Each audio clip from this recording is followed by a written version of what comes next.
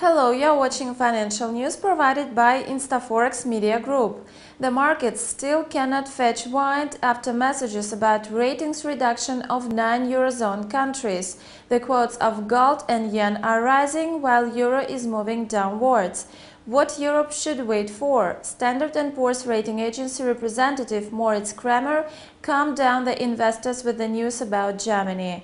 Even if Europe's biggest economy faces a recession, the country would manage to keep its highest AAA rating. The flash estimate of GDP growth paces in Germany has reached 2.5%. The economic upsweep indicator is forecasted to ease by 0.25% for the fourth quarter.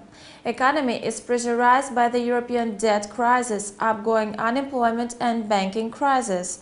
Meanwhile, the European Central Bank is about to start removing the Eurozone debt crisis by measures taken at the summit on December 8th.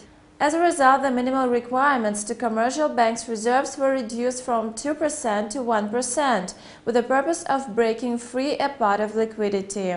This step, as calculated initially, would release about €100 billion of liquidity. That was all for now. Watch our next releases and goodbye.